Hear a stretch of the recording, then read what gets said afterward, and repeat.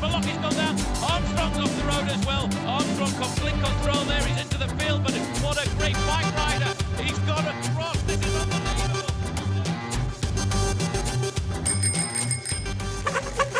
Boa noite, boa noite, boa noite. Estamos ao vivo mais uma vez. Bem-vindo a todos. Mais um episódio do Vem na Roda. Eu vou dizer, né? O melhor podcast de ciclismo da internet.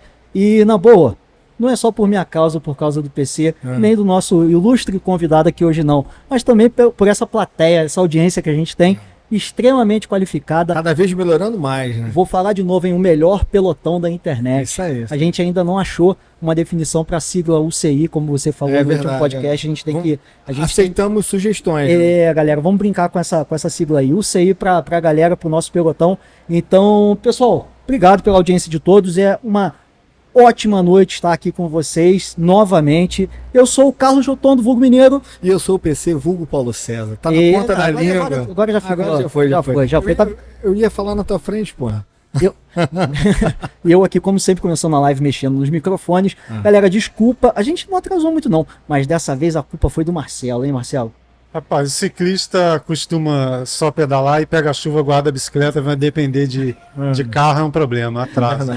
Deveria ter vindo pedalando na chuva. É mentira, galera, ele chegou aqui na hora, tá? A gente, como sempre, como eu já falo, a gente tem que montar tudo. A gente tem uma aula de spinning antes do nosso podcast aqui, né? Que dá uma certa atrasada, a gente não tem muito tempo para montar, e às vezes a gente começa, cara, nessa ansiedade de não fazer vocês esperarem. Eu começo o podcast, às vezes esqueci de fazer algum detalhe, alguma coisa que parece que hoje tá tudo dentro do normal. A gente tá tirando onda, montando equipamento, menino. Tá ficando a gente já demorou muito isso já. Aí. Agora tinha de letra já. Vamos fazer aqueles anúnciozinhos que a gente faz, aqueles detalhes básicos rapidamente. Vou fazer aquela pergunta pro PC que ele adora responder. PC, como é que o pessoal pode ajudar com a gente dentro do YouTube? Aquele dedinho. Olha como é que ele gosta. O dedinho, ele se chama tic-tic. Então, galera, vamos curtir, Vamos curtir. Não custa nada. Deixa a curtida no vídeo. Eu vou falar 1000 vezes para vocês.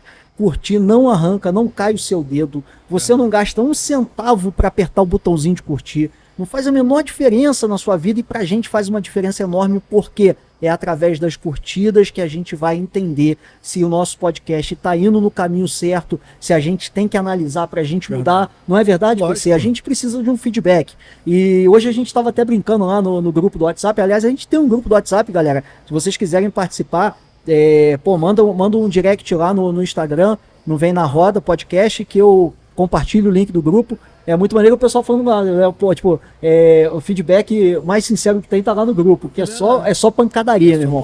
Mas, cara, amigo é pra isso, né? Se for pra mentir, assim que a gente aprende. Já basta os inimigos. Passar a mão na cabeça não adianta, né? Exatamente, né? A gente aprende isso com os filhos e a gente tem que fazer. Então, galera, deixa a curtida aí, pelo amor de Deus. Não custa nada. Se você não é inscrito, cara, se inscreve, até porque para você participar do nosso chat ao vivo, você tem que estar inscrito no canal. É a única exigência que a gente faz. E se você quiser apoiar ainda mais, nós temos 2 meios de apoio financeiro para você estar ajudando esse nosso projeto. O primeiro deles é o site apoia.se/Vem na Roda. Ali você pode apoiar mensalmente a gente com, cara, a partir de R$1. É menos de um café por mês, né? Então acho que não vai atrapalhar ninguém. E se você quiser apoiar a gente pontualmente, os caras não merecem meu dinheiro todo mês não, mas eu quero fazer uma ajuda aqui, porque esse episódio do Marcelo foi fenomenal, então vou ajudar. Faz um Pix, tá? Tem aqui o QR Code na tela, vou botar aqui para vocês, ó. Contato vemnaroda@gmail.com é a nossa chave Pix, então faz um Pix pra gente de qualquer valor. Vocês vão ajudar bastante, porque com isso a gente consegue arrumar um microfone que não fique dando chiado, como tá dando agora. A gente consegue melhorar a nossa câmera, a gente consegue melhorar a nossa iluminação, e a gente tá querendo trazer convidados de fora. Para isso, cara, a gente tem que pelo menos ajudar, dependendo da pessoa, ajudar aí na passagem. Então a gente precisa de dinheiro. E o nosso último aviso aqui, ó, esse é maneiro, hein? Queremos te ver nos stories. Galera, olha só, faz o seguinte, como sempre, já tá virando rotina isso, e tá ficando maneiro, PC, tá ficando maneiro, né? Você, cara, tá assistindo a gente, tira uma selfie assistindo a gente, né? E bota lá, no seu story e marca o nosso arroba, vem na Roda Podcast. Cara, marca o arroba do Marcelo também, é Mochileiro. Mochileiro _ Marcelo com 2 L's. Então, meu irmão, não tem como errar. Faz isso que a gente reposta nos stories e vamos fazer o Instagram bombar com esses stories, galera. Todo mundo tirando selfie aí. E chega de papo furado. Marcelo, quer dizer então que você agora... A gente já conversou uma vez, né, cara, na casa do Mauro. Foi muito maneiro aquele bate-papo. Diga-se de passagem, se vocês quiserem, vai ser quase que uma tríade aí. Dá para vocês assistirem o primeiro que a gente conversou com o Marcelo. E agora é a segunda vez. Na primeira vez foi o Mauro que estava me acompanhando. Hoje é o PC, que tá cheio de dúvida, cara. Marcelo chegou aqui, PC já sufocando o cara. Eu falei, calma, PC, espera a live começar pelo menos, né? E, bom, o que acontece? Foi muito legal, tá lá no nosso canal, você pode assistir. Mas hoje, Marcelo já chegou com uma aventura nova aí, cara. E o legal é que nesse primeiro podcast lá eu falei sobre o Caminho da Fé e Caminho do Santiago. Isso aí. E naquela conversa eu estava organizando essa travessia dos Pirineus. Ainda nem estava certo, eu estava juntando grana, me preparando para ir. E eu falei, até comentei com vocês, vem uma aventura legal aí, deve sair. E acabou que saiu essa travessia única aí para um brasileiro, que é a Transpirenaica, a travessia dos Pirineus. Quero ver tu repetir esse nome que ele falou agora, PC. Mas nem pagando, mas. Como é que é o nome? Transpirenaica. Aí, Motherfuckers. cara, é difícil, hein? Mas cara, eu andei lendo ali, você me mandou o link lá do Trilhas e Rumos, não é isso? Trilhas e Rumos. Eu tenho um artigo sobre ela no Trilhas e Rumos. Tem no Alta Montanha também, que é um portal importantíssimo de montanhismo do Paraná, que eu colaboro, que é do Pedro Hauck, um grande montanhista. Também tem um artigo lá completo falando dessa travessia. Depois eu vou postar o link aqui na descrição desse vídeo, galera, para quem quiser ler. Mas eu acho que a gente vai falar bastante disso. E como é que foi, cara? Como é que foi esse desafio? Porque você já tinha comentado, você já tinha feito o Caminho de Santiago, né? E aí você resolveu fazer... O Caminho da Fé você já fez, acho que mais de uma vez, né? Não, eu fiz uma vez depois do Caminho de Santiago e tinha outras pretensões nessa região, mas acaba sendo... Tem muita coisa para fazer, né? A gente acaba indo para lugar novo, acabei não voltando. E aí tu foi para a Europa de novo?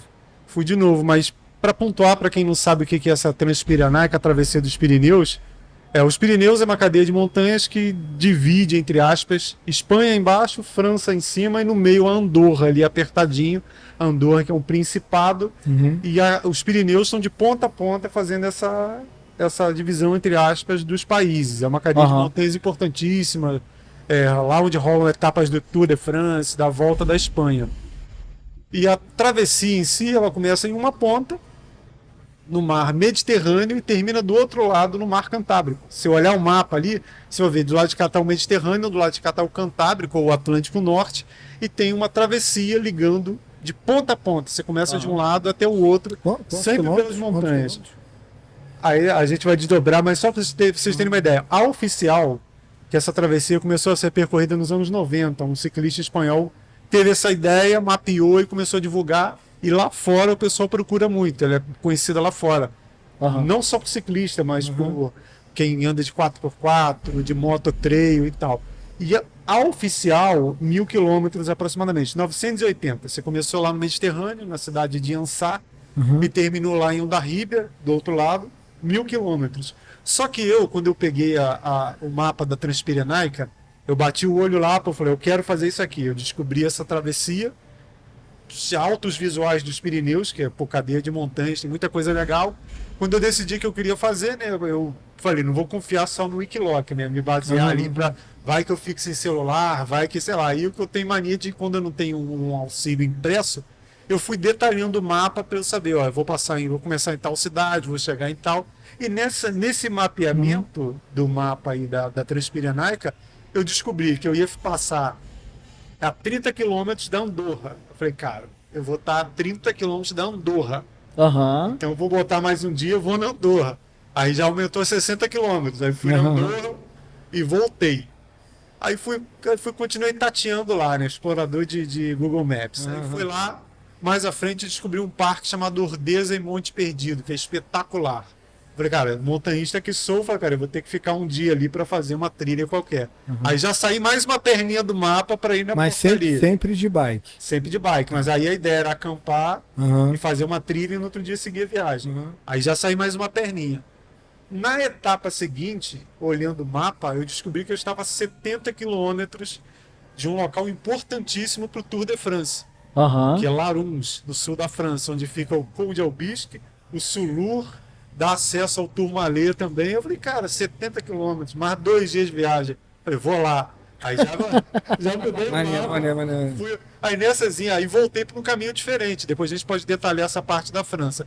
Aí com essas mudanças todas, o que era 980, original da Transpirenaica, virou 1.245 quilômetros. Foi o total da minha aventura. Em quantos dias que você fez? Eu fiz 22 dias. Eu pretendia fazer 19, eu mapeei tudo para fazer 19. Mas aí teve a extensão. Né? Não, com a extensão, com tudo a eu extensão. programei 19. Só que o bicho pegou, mas pegou com vontade. Só para vocês terem uma ideia, altimetria acumulada 31.137. Então você olha o acumulado nessa distância. Então todo dia era uma pancada de altimetria, todo dia. Teve um dia que em 40 quilômetros, menos de 40, porque depois foi descendo, deu 3.000 de altimetria. Então isso, todo dia era uma pancada de altimetria. Daí peguei chuva um dia, tive que mudar a etapa. Cara, vou dividir isso aqui porque a cicloviagem não é só fazer aquela correria, né? E ainda mais, por exemplo, um projeto desse que eu fiquei 2 anos organizando, juntando grana, cara, não vou passar lá batido. Aí quando eu vi que foi aproveitar, eu falei, eu tirei o mês todo para fazer essa viagem. Aí acabei estendendo de 19, viraram 22 dias assim, bem aproveitado, assim, bem aproveitado. Você calculou a tua passagem também de ida e volta, você tinha uma margem, uma gordurazinha, né? Sim, eu tirei 31 dias de férias, falei, cara, eu vou deixar toda a viagem, 19 pedalando, e eu tenho essa margem aí, porque a logística da Transpirenaica que é um pouquinho mais complicada. A entrada para quem quiser fazer essa travessia dos Pirineus, para sair do Brasil, é Barcelona. É a cidade, uma grande cidade, com o aeroporto mais próximo. Você tem que ir para Barcelona, aí de Barcelona pegar um trem para Iansá, são 3 horas de trem, para no outro dia começar a pedalar. E na volta, quando hoje a gente faz aquela logística da passagem, se você entrar por um lugar e sair por outro, a passagem fica mais cara. Então se eu saísse lá no finalzinho da Transpirenaica, a passagem dava 1.000 e tantos reais a mais do que eu voltasse para Barcelona para pegar o meu voo de volta. E além disso tinha um malabike. Aí o que eu fiz? Eu deixei meu malabike no hostel que eu fiquei em Barcelona. E fiz a viagem. E depois tinha que ter os dias para eu voltar para Barcelona para pegar o voo de volta. Então eu deixei essa margem para poder ter essa gordura. E foi muito bom, é tudo experiência, né? No Caminho de Santiago eu fiz assim no limite, assim, eu deixei um dia de folga no Caminho de Santiago. Foi no limite, se desse um problema talvez eu não concluísse a jornada. E nessa eu deixei essa margem maior. Você deu aquela esticada até o mar, não foi? No Caminho de Santiago eu dei uma chegadinha Finisterra, 100 km depois de Santiago. Mas na Transpirenaica, como eu sabia que a logística era sinistra, eu deixei essa margem. E no primeiro dia eu já precisei dela, para vocês terem uma ideia. Primeiro dia. Quer dizer, eu cheguei em Barcelona, né, a final da manhã. Aí primeiro dia você já teve problema para completar a tua meta. Para seguir a minha meta. Aí eu cheguei em Barcelona, assim, no final da manhã. Aí eu tinha que comprar gás, porque eu fiz um esquema de bikepacking, acampando, não posso levar gás no avião. Eu comprei um tênis com clipe, porque eu gosto de pedalar clipado, mesmo sendo cicloviagem. Aí não quis levar sapatilha. Eu falei, cara, vou deixar uma tarde em Barcelona, no outro dia cedo eu vou para Iansá, e depois, no dia seguinte, eu já meto o pé e começo a pedalar.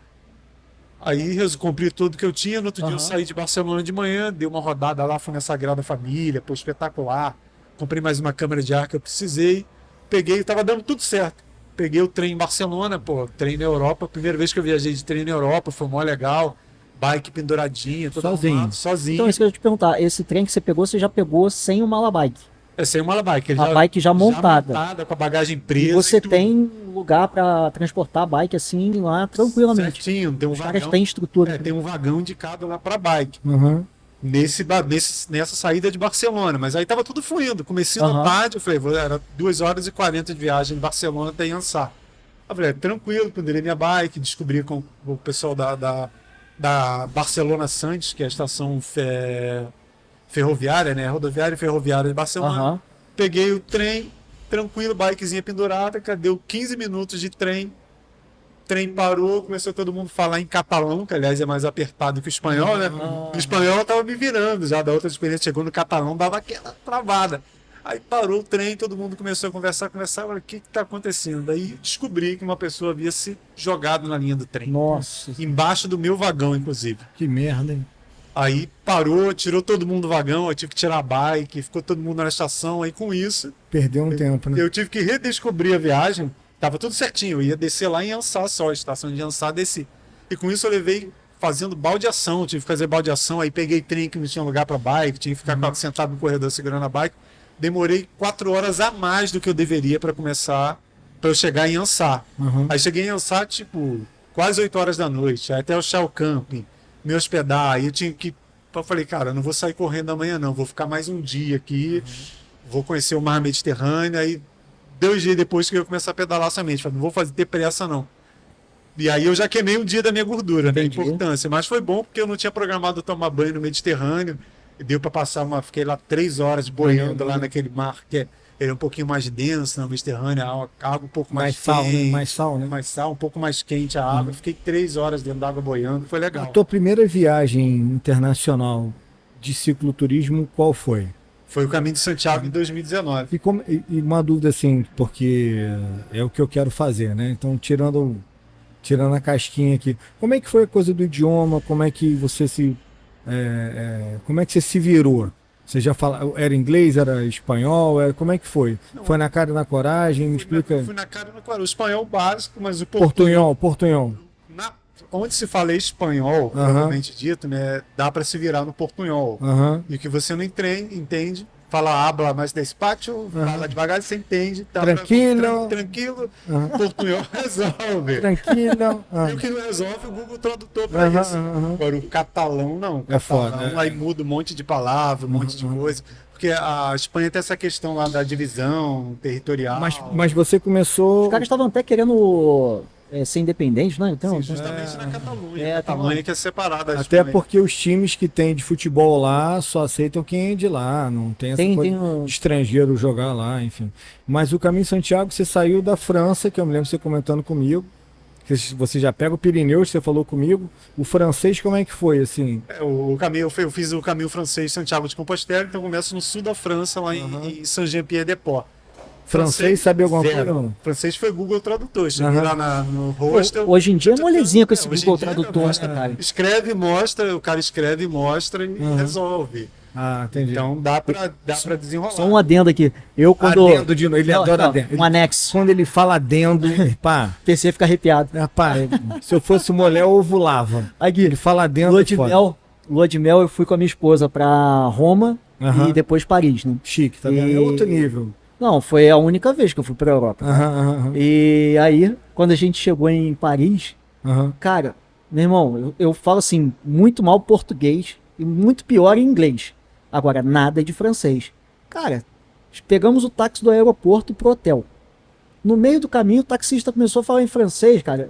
Só fazia assim. Le petit leva tomar, aí você manda em inglês. Tipo, meu amigo, não tô te entendendo. Mas o francês, cara, é meio barrista, né? O francês fala que é meio foda. Ó, vou te falar, chegou uma hora que eu fiquei tão irritado que eu comecei a xingar o cara em português também. Falei, não tá entendendo? Então toma também, então, meu. Aí agora, hoje em dia, naquela época, não tinha Google Tradutor não, mas agora fica fácil, né? Agora, essa questão do bairrismo o francês realmente, e ele não se preocupa nem em falar em espanhol. Você tem uma ideia, por exemplo, em Saint-Jean-Pied-de-Port, que é onde começa o Caminho de Santiago de Compostela, do outro lado, 30 quilômetros depois, menos de 30, tá a Espanha.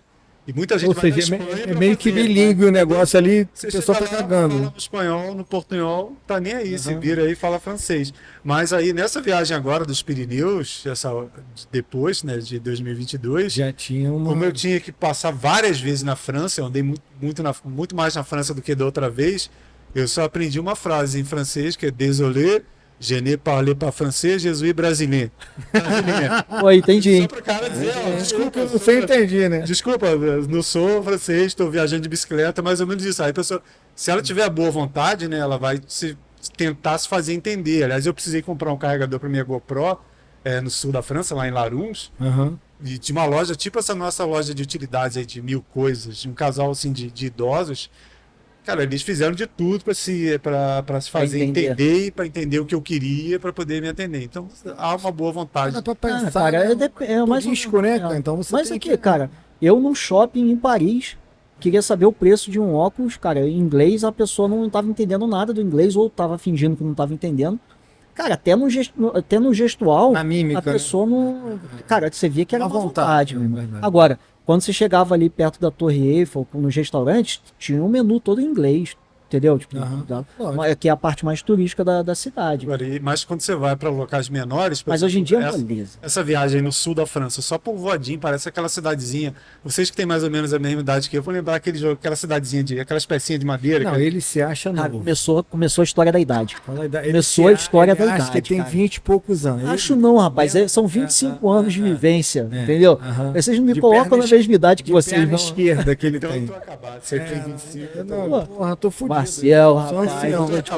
Olha só, eu nasci em 81, mas eu tenho 25. Eu tenho o direito de falar. Então eu tenho 27, eu gostei desse cálculo aí. Rapaz, a idade tá mais na nossa mente do que no nosso corpo, não é verdade, cara? Bairro São Pedro que tem um tiro de guerra, né? Eu tenho que me alistar agora, essa semana. Ô Marcel, desculpa eu perguntar, você tem quantos anos? 4x4. 44 anos. Você se sente com 44 anos? Depende do dia da semana.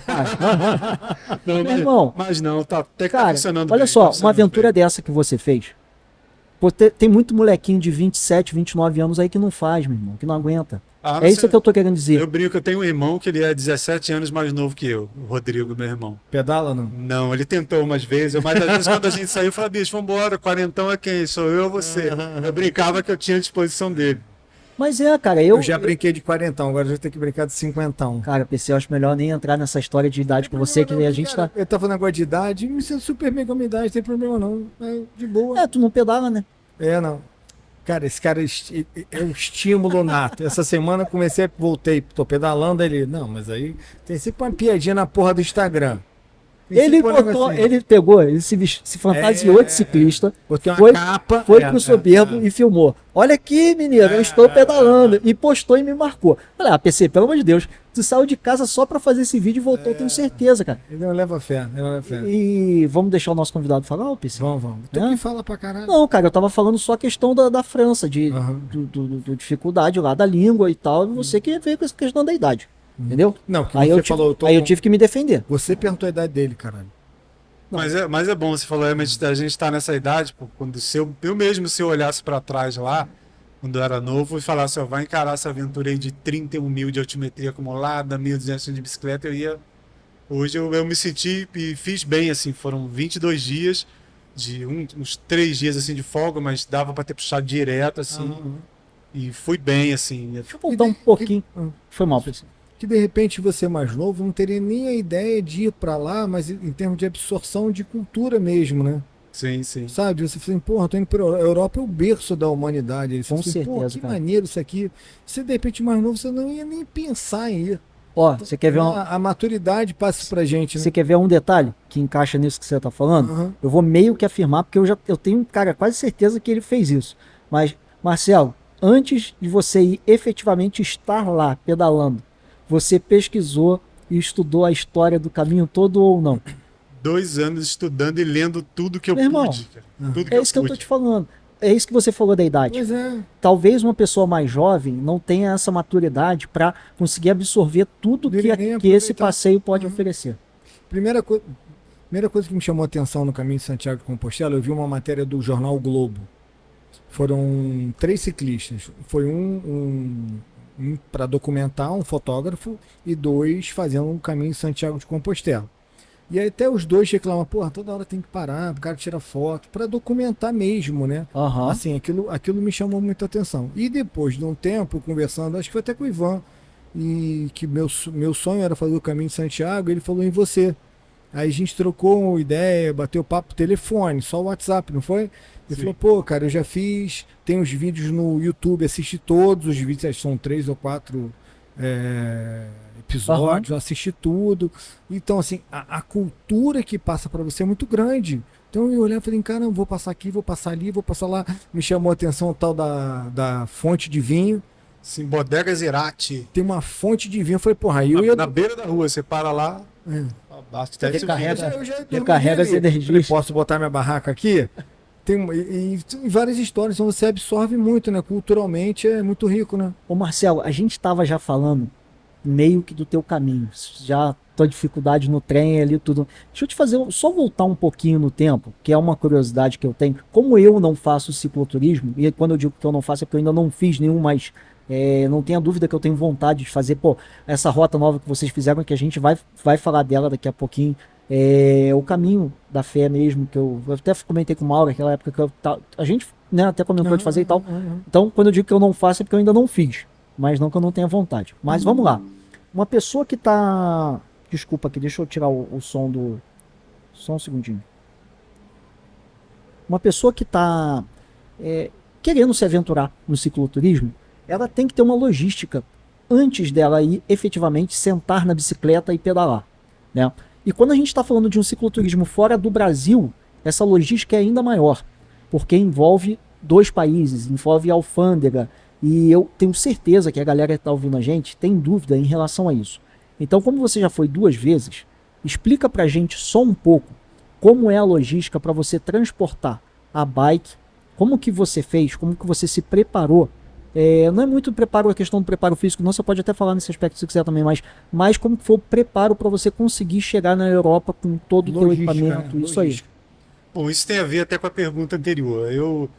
Quando a gente se envolve nesse tipo de situação, muita gente usa o termo aventura, que é a coisa de inesperado, de cair para dentro, mas tem que ir muito além da palavra, porque a partir do momento que você vai sem se preparar, você aumenta em muito a chance de dar errado.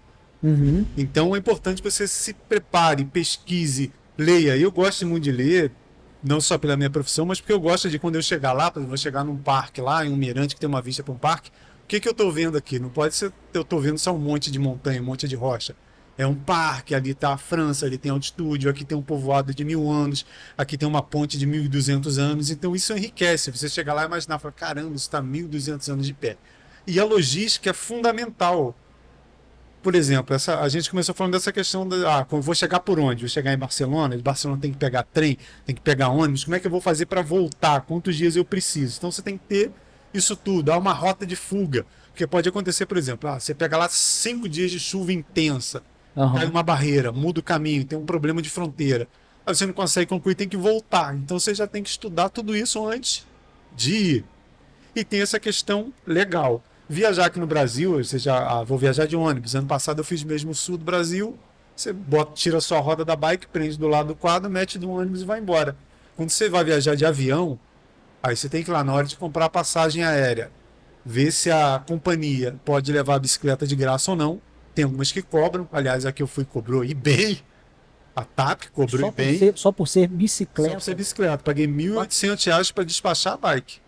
Não sabia desse detalhe. Mas tem empresa que não cobra. No Malabike direitinho. Direitinho. Então você tem que já pesquisar aí, porque se não chegar no aeroporto. A primeira vez que eu fui, eu comprei a passagem com bagagem em 2019. E eu consegui despachar minha bike aqui no Galeão como a bagagem que estava na passagem. Foi tranquilo. Na volta eu voltei de Santiago para Madrid, desci, fiquei um dia em Madrid para depois pegar Madrid-Rio. Na volta de Santiago para Madrid, já quiseram me cobrar a bike. Aí eu fiquei, mas não, tá pago. Aí passou. Quando eu cheguei de Madrid pro Rio, tive que pagar a bike para voltar. Aí paguei R$500 para despachar a bike, isso em 2019. Você aconselha sempre levar a tua bike ou essa coisa do aluguel lá, existe essa... Não, é um ponto importante. Aí só pra gente finalizar essa questão, então, você tem que pesquisar antes se a passagem inclui ou não. Aí depois eu percebi que naquela viagem de 2019 parece que mudou a regra no meio do caminho. Aí eu me arrebentei. Quando eu fui comprar a passagem para Transpirenaica, eu comprei a passagem sem bagagem, porque eu já vou ter que pagar para levar a bike, e paguei a taxa da bike separada. Então a passagem é um pouquinho mais em conta, e eu compensei pagando a bike. Então tem que ver isso. E eu, por exemplo, eu uso um malabike flexível, não uso aquele malabike rígido. Eu uso um malabike flexível. Interessante isso. E eu protejo, assim, eu desmonto a bike praticamente toda, tiro o guidão, coloca para o lado, tira as rodas, esvazia a roda, tira pedal e prendo tudo nela e protejo as quinas dela com papelão e algumas partes com as roupas que eu vou usar. Então protejo ela o máximo que for. E por que você optou, rapidinho, por que você optou pelo flexível e não pelo rígido? 2 fatores. O preço, né? A diferença é absurda de um malabike rígido para um bem mais caro. flexível. Peso também. Imaginei isso. E a questão de onde você deixá-lo. Sim, porque o outro você dobra. O outro ali fica o tamanho de um notebook.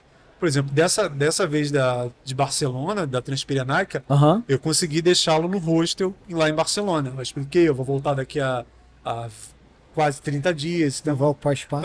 aí me cobraram €1 por dia, ficou lá, mas poderiam não ter aceitado. Aí eu falei, seria um volume bem maior, né? O rígido, né? Aí mesmo eu não querendo carregar o Malabike, mas se o hostel ou o hotel onde a pessoa não aceitasse, eu fazer o quê? Vai jogar ele fora? Então, aí eu daria para eu levá-lo, apesar de não querer ficar um peso a mais na bike, mas daria para levar ele na bagagem. Então eu optei por conta disso. Então você tem que ver isso tudo, essa questão do valor da bike. E sobre levar a bike ou alugar lá, depende do que você vai fazer. Aí vamos comparar de novo com o caminho de Santiago de Compostela. O caminho de Santiago de Compostela, quando eu estava fazendo a travessia dos Pirineus, muita gente me perguntava, o que é mais fácil?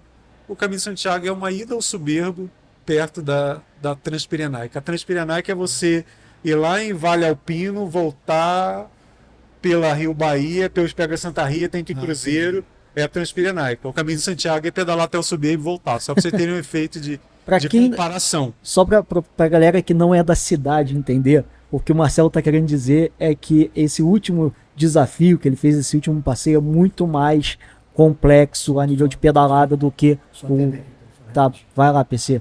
Do que o caminho de Santiago. É isso que ele está querendo dizer. Mas vamos lá. Então, nessa questão, o caminho de Santiago você já dá para ter uma ideia de tempo certinho, você vai ser menos exigente. E, além disso, tem a questão de haver lá no caminho de Santiago empresas que alugam bicicletas. Uhum. Então, às vezes, o preço que você vai pagar para despachar a bike vai ser maior do que você alugar a bicicleta lá. Quando eu fiz, não, porque eu consegui fazer aquele esquema, mesmo pagando os R$500 para trazer a bike de volta, foi mais em conta.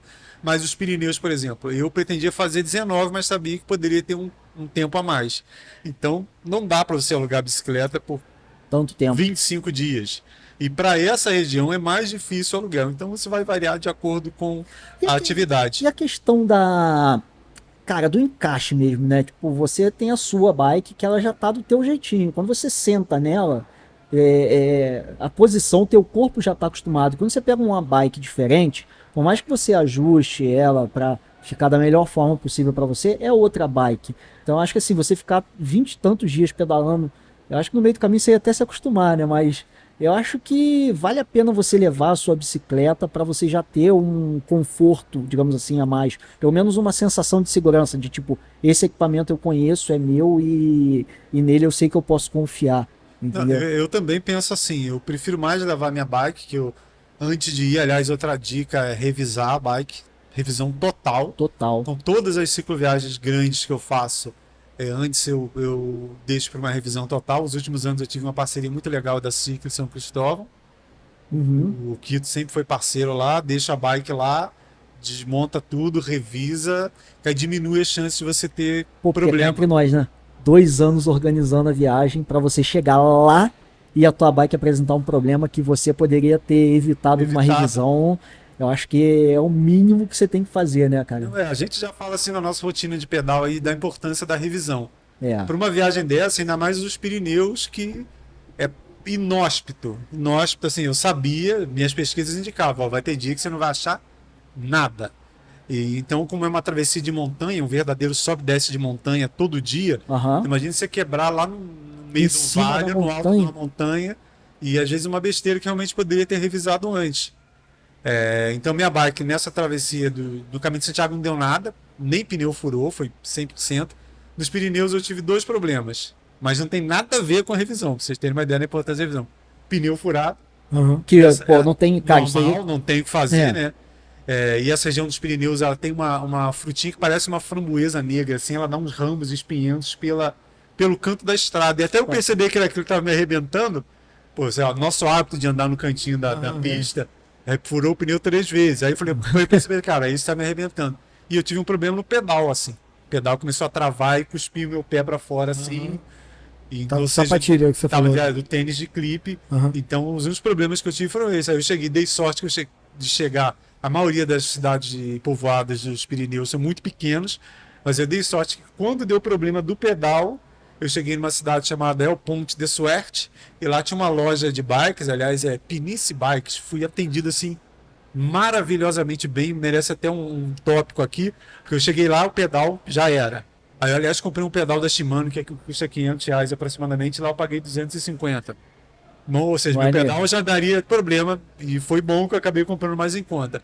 Aí comprei lá, no outro dia, quando eu fui sair, minha bike tava com o pneu furado, e o bico parecia que tava com problema, aí eu pensei, cara, vou voltar lá na loja lá, vou esperar abrir, vou comprar mais uma câmera, não vou arriscar não. Aí quando eu cheguei na bike, o cara olhou, tipo assim, você de novo? Eu expliquei que era a câmera, não sei o que lá. Aí na hora que eu fui pagar, ele fez companheirismo ciclístico e me deu a câmera de ar de presente. Que maneiro, cara. Aí, Você nunca pensou pela experiência que você tem, em virar guia para esse tipo de passeio? É uma ideia para o futuro, porque assim, pela experiência que você tem, né, assim, pelo conhecimento, seria legal, né? Porque eu cheguei a pesquisar alguma coisa na internet de grupos que têm voltas de Portugal, própria Espanha, França e tal, e Caminho em Santiago também tem muita gente que faz, né? Camarada que narra na ESPN, Celso Anderson. Ele faz eu sigo ele lá no Instagram, ele faz uns passeios desses para Portugal, se eu não me engano. Então, cara, Marcelo, é uma ideia que eu só vou te falar que você já tem um cliente aqui na tua frente ali, ó. Você me conhece. E é legal o seguinte, porque, por exemplo, eu da minha base de montanhista, eu sempre gostei muito dessa coisa de mapa, de explorar, de buscar informação, e eu trouxe isso para o cicloturismo. Mas muita gente tem essa dificuldade de você pegar o mapa e entender, analisar, estudar, e de ter o controle para poder modificar quando necessário. A Transpirenaica mesmo. Eu fiquei 2 anos organizando a viagem e tudo mais, decorei, memorizei, olhei o mapa, eu sabia cada povoado que eu ia passar, eu tinha anotado na sequência lá cada povoado que eu ia passar. Mas quando eu cheguei lá, que o bicho pegou realmente, foi muito mais difícil do que eu imaginava, porque todo dia era muita montanha, muita pedra solta e a bike pesada, porque dessa vez eu levei, além de roupa, de saco de dormir, de comida, aí tive que levar fogareiro, barraca, isolante térmico, a bike estava pesadona, muita subida, muito íngreme e com muita pedra solta, porque como é uma região de montanha que sofre muito com a época do inverno, aí fica assim, congela, descongela, tem muito desprendimento de rocha, então as estradas, muita pedra solta, pelo menos até os primeiros 500 quilômetros mais ou menos, são muito duros, acaba sendo difícil.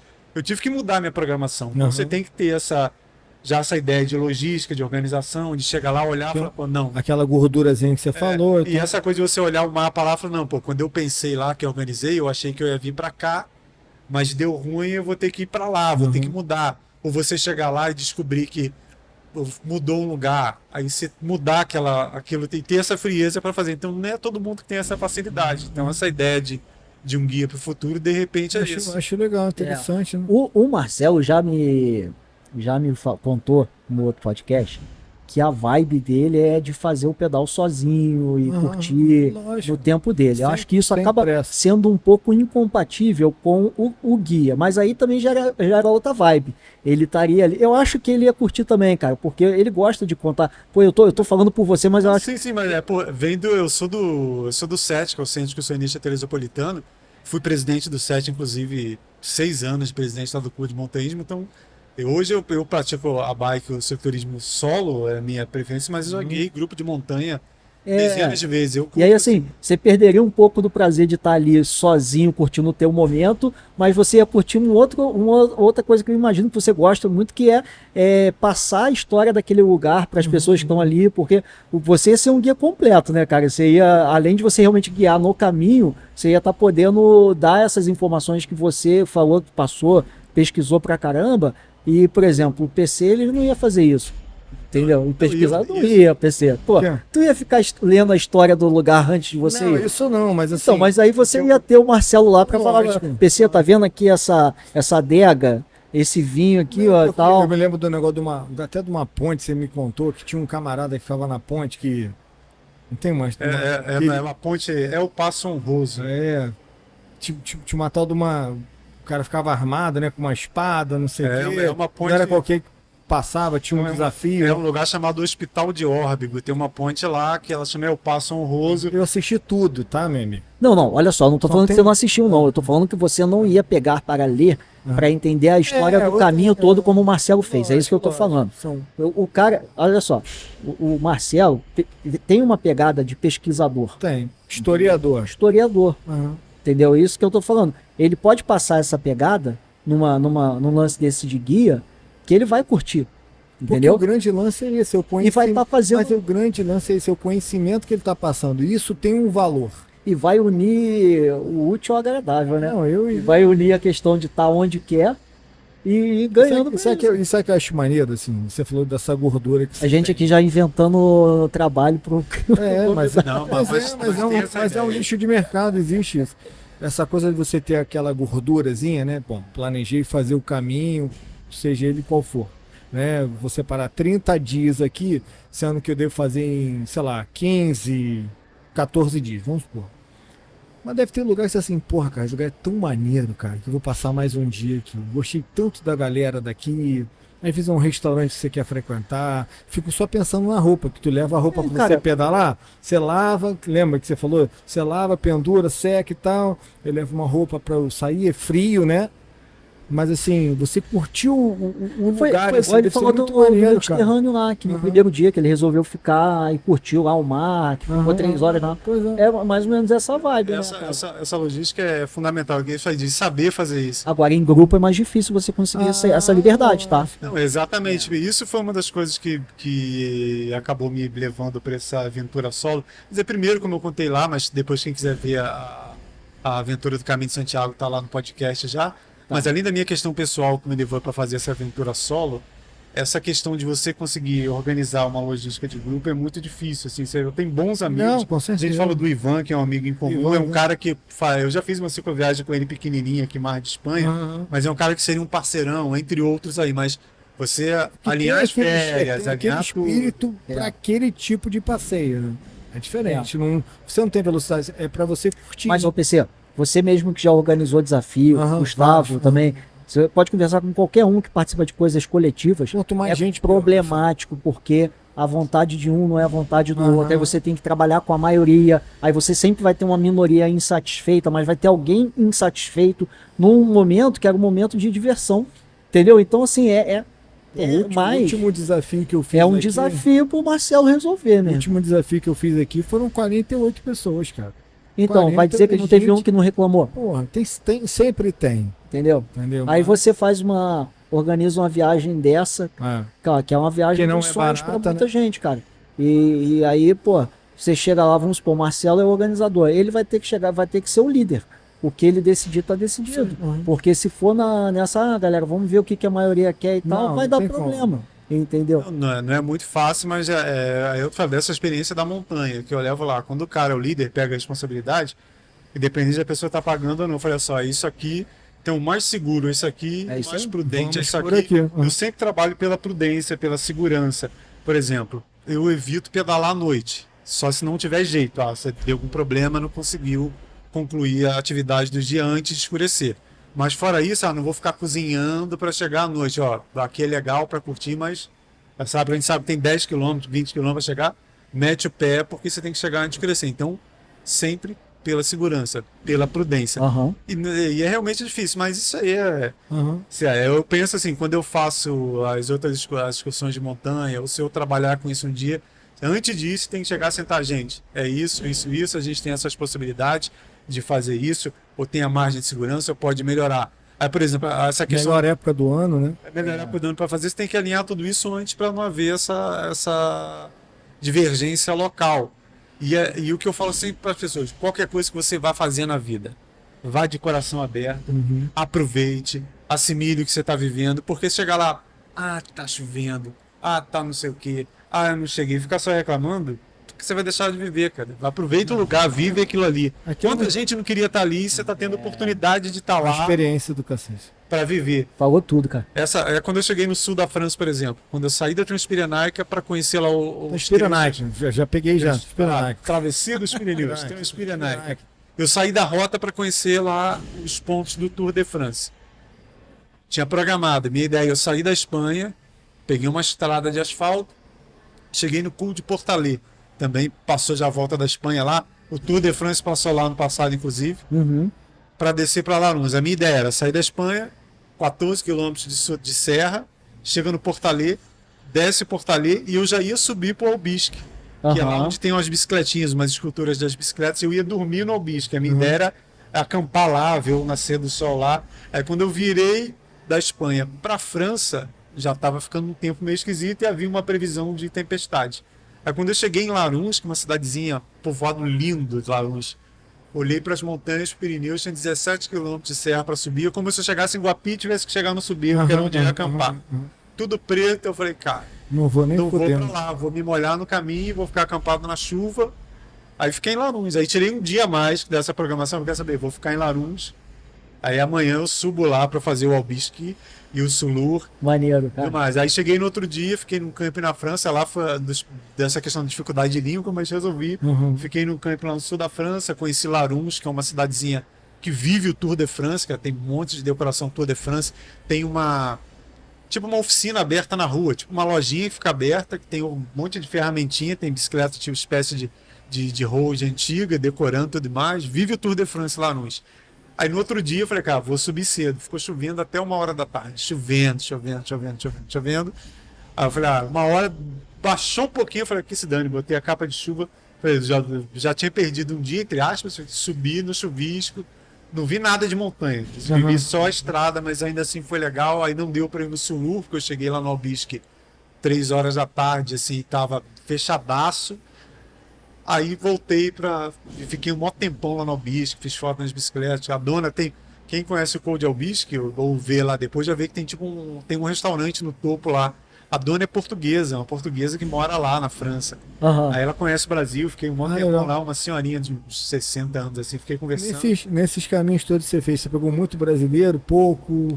Fala pra mim. Ninguém. Sério? Né? Aliás, essa Transpiranac, essa travessia. Que você é um do pioneiro, né? Pra você ter ideia, eu só fui encontrar, não é brasileiro não, eu só fui encontrar ciclista fazendo no 18º dia. Que maneiro. Não encontrei ninguém, assim, ninguém encontrava, só nesse trecho do Tour de France lá que eu encontrava a galera da road treinando, mas ciclista carregado, fazendo cicloviagem, ninguém.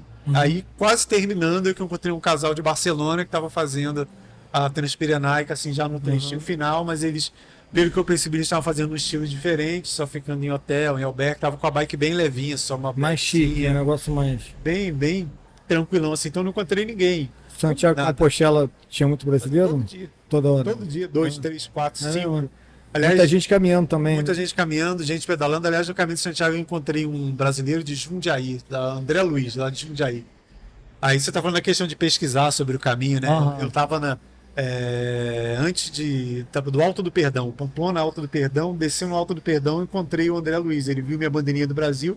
Sempre que eu tô fora, eu boto a bandeirinha pra gente se identificar. Legal. E também, por exemplo, o cara veria que eu tô tendo alguma dificuldade, seja no trânsito. E ele percebe que você não é de fora. Aí ele viu, brasileiro, aí viajou comigo um dia, esse cara de São Paulo. Aí depois a gente se desencontrou e 6 dias depois a gente se encontrou de novo. Tu tem no vídeo, não tem? Tem no vídeo, né? Aí no finalzinho, no último dia eu nem tinha combinado com o André. E quando eu tava, tipo assim, faltando 10 quilômetros pra chegar, eu parei numa padariazinha pra tomar um café. Porque chegou uma bicicletinha que eu conhecia ele, o André Luiz. Pô, maneiro. Então, no caminho de Santiago você encontra brasileiro todo dia, e de monte, assim, mas na travessia dos Pirineus.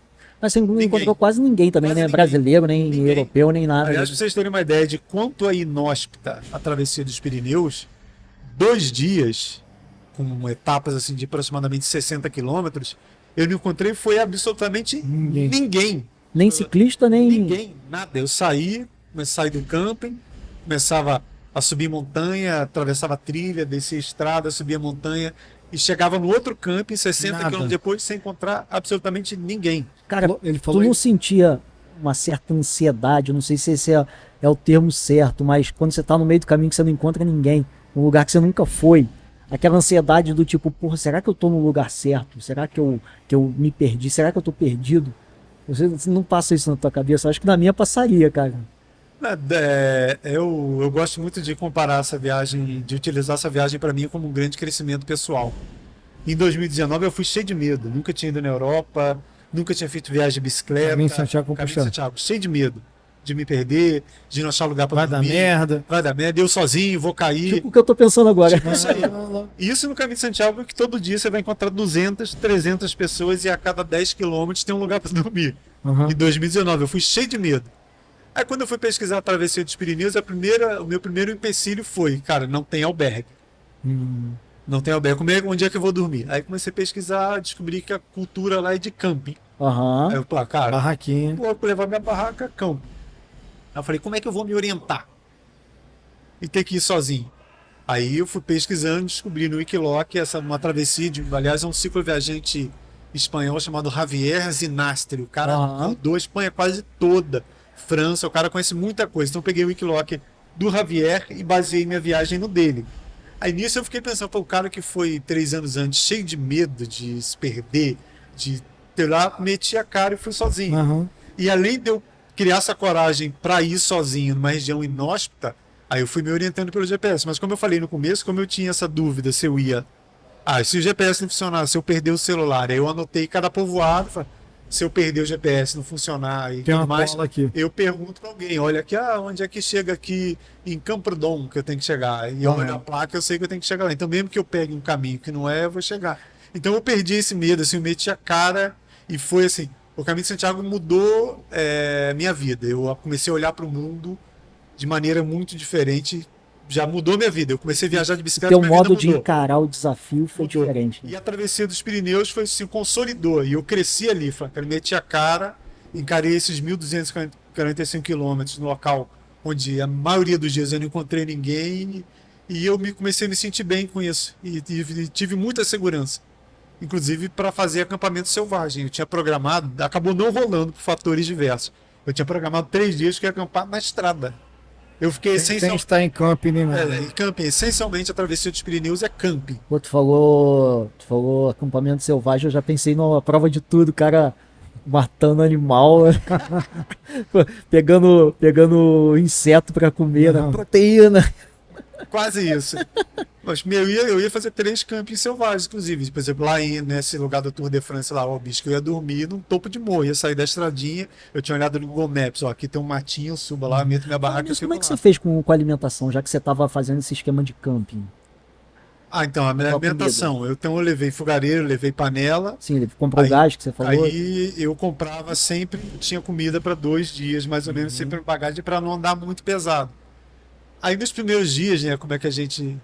Às vezes a confiança arrebenta o homem, né? Aí eu peguei, tudo certinho, tinha sempre pelo menos uma refeição sobrando. Desculpa, o que você levava de refeição em si, mais ou menos? Eu curto levar tipo macarrão ou algo de arroz, Carboidrato, ou sopa, um carboidrato, e você vai variando com alguma proteína. Então eu comprava uma proteína, um carboidrato, Entendi. e era a minha janta. E eu não tenho o hábito de almoçar na cicloviagem. Eu faço um lanchezinho, faço um sanduíche, negócio qualquer para o meio do dia. E no final da etapa eu faço uma refeição maior para me dar a energia para o dia seguinte. Então, no começo da viagem eu tinha sempre uma refeição sobrando. Só que a cultura do camping da Europa é muito legal. Essa região dos Pirineus tem muitos campings. Eles vivem muito isso mesmo. Separar seu trailer, seu carro, sua moto, sua bicicleta e ir acampar lá. Tem banheiro com chuveiro quente. Cultural o negócio. Tem um mercadinho. Eu chegava no camping, cara, todo camping tem um mercadinho. Aí um dia eu dei uma relaxada. Eu falei, vou chegar no campo, eu compro minha comida lá. Pra que eu vou carregar pra que peso? Que eu vou ficar carregando peso pro lata e tudo mais. Não é um pensamento errado, mas é arriscado. Mas aí eu peguei a confiança. Falei, não, tá tranquilo. Deu certo no primeiro, no segundo. Aí cheguei num lugar chamado Bagá. Aliás, eu peguei uma serra muito bonita quando já rolou. É o Cul de Pau, ou Colina dos Amigos, na tradução. A quinta série está fora. Mas é pau com L. Você pensou. Você pensou, só não exteriorizou. Mas eu fui pesquisar a tradução para não haver. Colina dos Amigos já rolou a volta da Espanha. Aliás, tem uma prova que o Contador, acho que vence lá, famosa. Aí peguei essa serra, desci esse lugar, cheguei num lugar chamado Bagá. Só que o camping ficava tipo 3 quilômetros depois da cidade. Aí já arrebentou isso aí, depois da cidade. E é depois, né? Não. Aí cheguei lá, beleza, paguei lá o camping, me orientou onde bota a barraca, banheiro. No supermercado, não temos. Não tinha nada no mercado. Que merda. Tem um restaurante, não temos. A gente tem um barzinho que funciona aqui à noite. Eu falei, cara, que droga, né? Mas eu falei, cara, vou fazer o quê? Eu só tinha tipo um biscoitinho, barrinha, só tinha um básico. Eu falei, quebrou. Aí peguei o horário que abria, fui lá à noite, comprei uma pizza. Falei, tem pizza? Tem. Comprei uma pizza, pá. jantei pizza. Mas Você só entendeu o perrengue do dia. Uhum. Aí separei, comi lá, sei lá, metade da pizza, separei outra metade, falei, cara, amanhã de manhã eu tomo. Vai que eu me ferro de novo. Não, eu falei, mas aí não, de manhã eu Não, pensei, café da manhã café dele, da né? manhã. Tá. Aí eu falei, de manhã eu tomo café da manhã de pizza, vou ficar com uma que é barrinha top, diga-se e de tal, passagem. vai sobrar uma fatiazinha pra viagem até eu chegar no próximo povoado, que ficava a 30 quilômetros depois. Beleza, só que nessa de voltar pra barraca, pra dormir, eu não deixei do lado de fora da barraca, comprei uma coquinha, que era o que tinha, e as pizzas, 2 fatias de pizza, deixei lá, tipo, no avançozinho da barraca. Fui dormir, no outro dia acordei, na hora que eu abri, só tava a coca lá e o papel, algum bicho. Pô, mas aqui, o cara tá falando que o perrengue dele foi que só tinha um bar que vendia pizza. Eu ia falar assim, que perrengue bom, cara. Não, mas o perrengue foi no outro dia, que o bicho comeu a minha pizza. Aí não tinha o café E da não tinha manhã. nada, e o bar tava E fechado. não tinha um bar pra comprar Não mais tinha um pizza. bar. E a cidade ficava 3 km antes, ou seja, eu teria que voltar. Pra comer Aí alguma eu coisa. olhei, tinha, sei lá, 2 barrinhas, mas não sei o que. Eu falei, quer saber? Vai tu mesmo, eu peguei aquilo.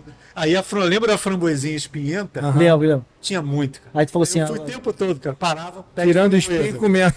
Enchia a mão de framboesa. eu já que comia. vocês estão Enchia, furando fui minha opinião, pelo menos alguma coisa boa vocês têm que me dar. Vou comer essa fruta Então, toda aí. Foram lá 17 quilômetros na base da framboesa. Isso aí me lembrou Mas- eu e Serafim voltando. A gente fez um bate e volta para ali em Paraíba não programado.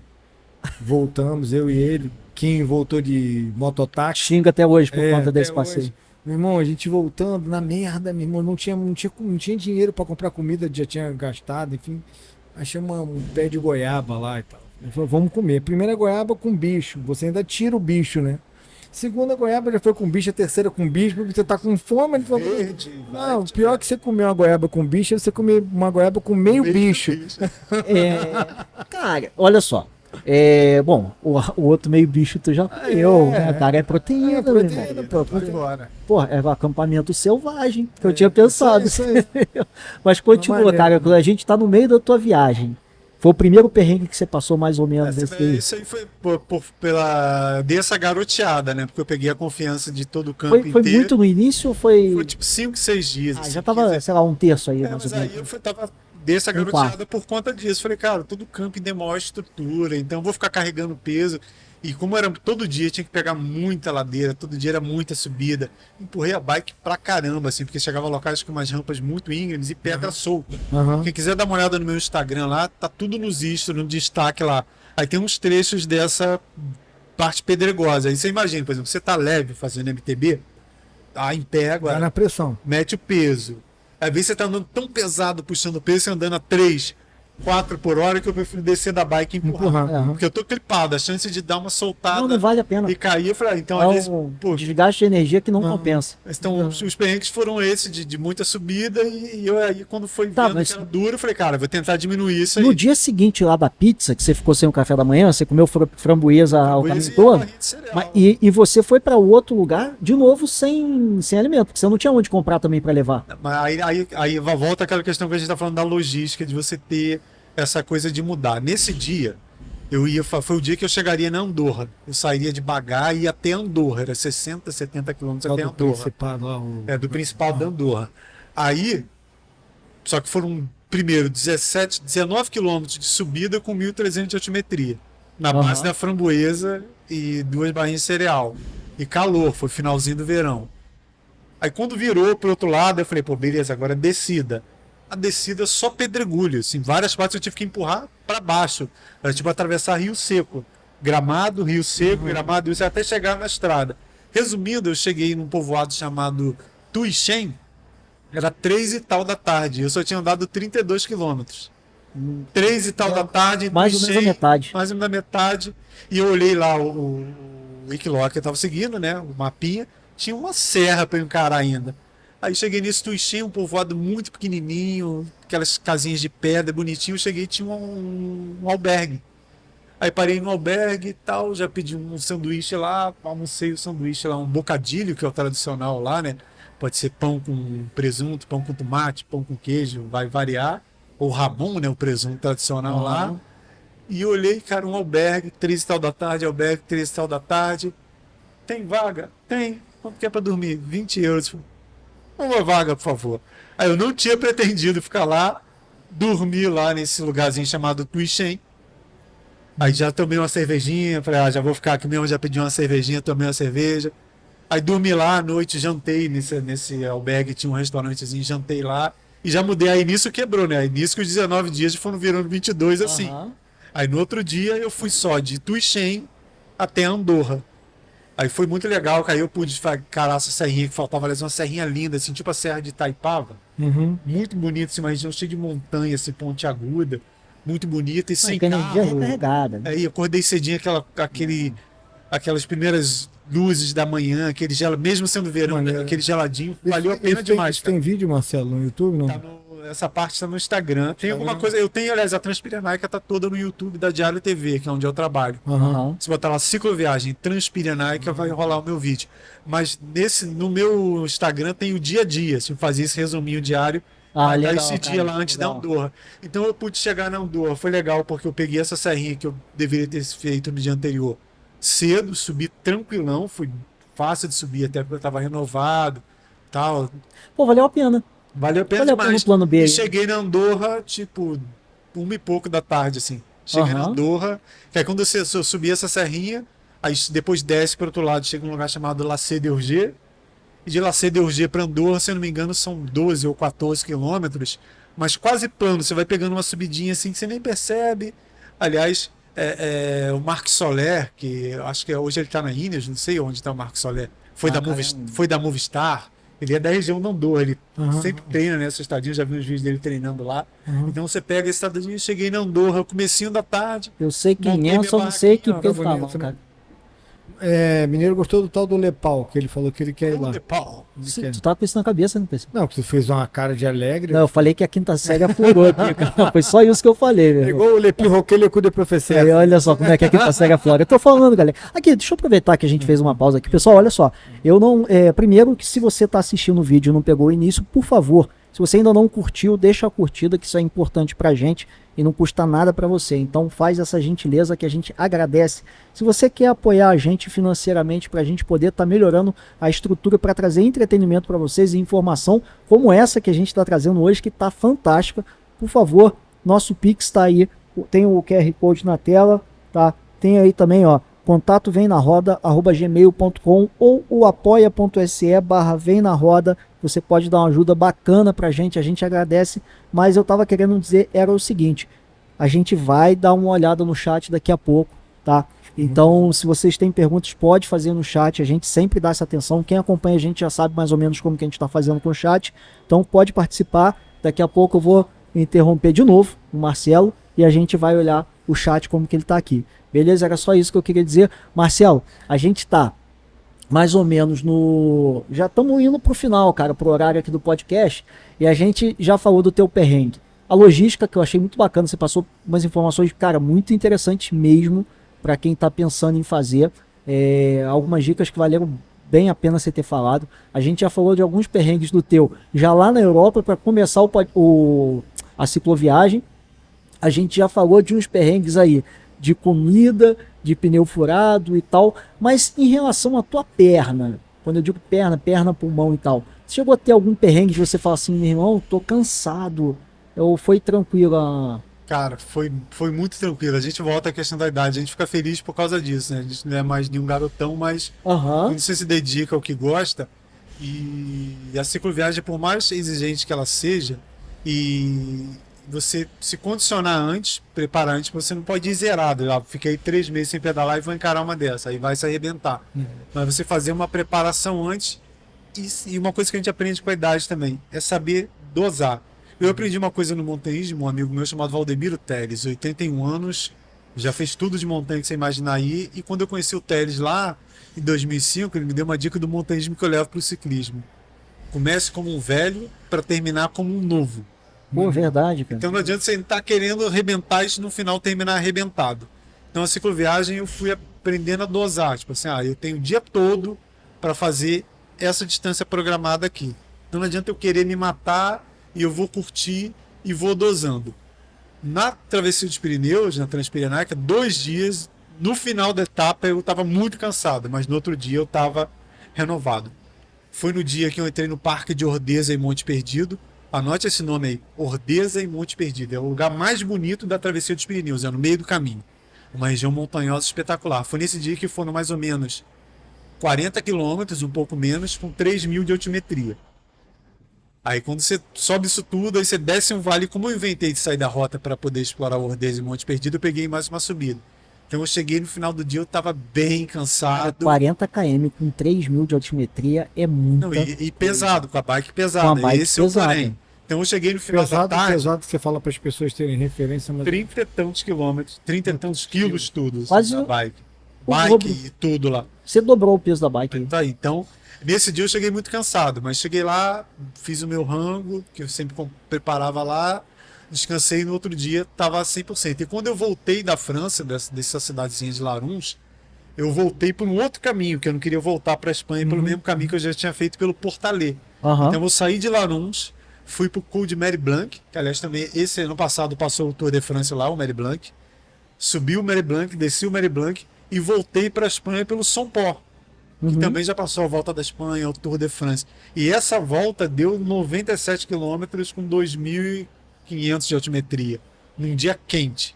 Então eu também cheguei no final, eu lembro que aí nesse dia eu fiquei num hostelzinho na Espanha já de volta. Eu Aham. reservei antes pelo Booking, que esse dia eu tive que mudar a programação, então para eu não ir numa cidade muito longe lá, eu achei esse hostel no meio do caminho, ainda assim deu 97 quilômetros, sendo que eu fui lá e tal, aí jantei, aí deitei no quarto, assim, tava eu sozinho, apesar de ser um hostel, só tava eu hospedado lá, aí eu botei o celular para carregar assim automático, acordei tipo 2 horas da manhã com o celular no peito carregando.